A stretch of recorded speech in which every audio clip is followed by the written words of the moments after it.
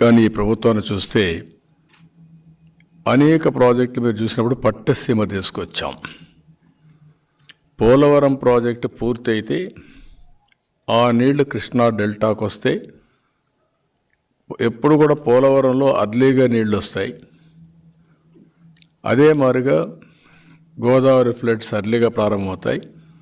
కృష్ణాలో floods వచ్చినా పైనుండే ప్రాజెక్టులన్నీ full అయిన తర్వాతనే చివరగా మన కృష్ణా డెల్టాకు నీళ్ళు వచ్చే పరిస్థితి వస్తుంది.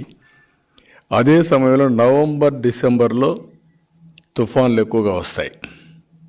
ఇది ఆలోచించిన తర్వాత పట్టిసీమ కంప్లీట్ చేసి ఫస్ట్ ఎప్పుడైతే వాటర్ వస్తుందో అప్పుడే నీళ్లు తీసుకొస్తే నవంబర్ కంటే ముందుగానే పంట వచ్చేస్తుంది.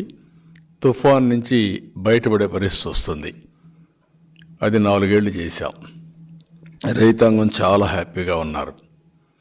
ఇంకొక పక్క కృష్ణా నదీ జలాల కంటే గోదావరి నదీ జలాలు ఎక్కువ ఫర్టైల్, రైతులకు ఖర్చులు కూడా తగ్గుతాయి. దానికి కారణం కూడా మీరు చూస్తే గోదావరి జలాలన్నీ అడవుల్లో వస్తాయి. ఆకులు, ఈ యొక్క మూలికలు ఇవన్నీ కూడా కొట్టుకుంటూ అవన్నీ వస్తాయి. దానివల్ల ఎప్పుడు కూడా వాటర్ కూడా మీరు చూస్తే కలర్గా ఉంటుంది, మడ్డిగా ఉంటుంది గోదావరి వాటర్. ఇది ఫ్రెష్గా కనపడుస్తుంది. అలాంటిది 4 సంవత్సరాలు ఆ బెనిఫిట్ వచ్చింది. కానీ ఆ ప్రాజెక్ట్ నేను చేశాననే ఉద్దేశంతో ఈ ముఖ్యమంత్రి ఈ 4 ఏళ్ళు 5వ సంవత్సరం కూడా ఆపరేట్ చేయలేదు.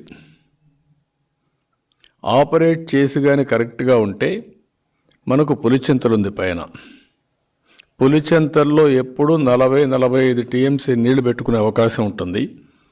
ఆ 45 టీఎంసీ నీళ్లు ఎప్పుడు అవసరమైతే అత్యవసర పరిస్థితిలో త్రాగునీరు కానీ సాగునీటికి కానీ కృష్ణా డెల్టా ఈ 2 జిల్లాలకు ఉపయోగపడే పరిస్థితి వస్తుంది. దాన్ని కూడా పూర్తిగా నిర్లక్ష్యం చేశారు.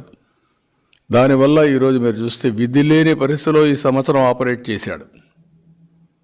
లేకపోతే తన్నేవాళ్ళు పట్టుకొని, అందుకని ఆపరేట్ చేశాడు. అప్పటికి లేట్ అయింది. జరగవలసిన నష్టం బాగా జరిగిపోయే పరిస్థితి వచ్చింది.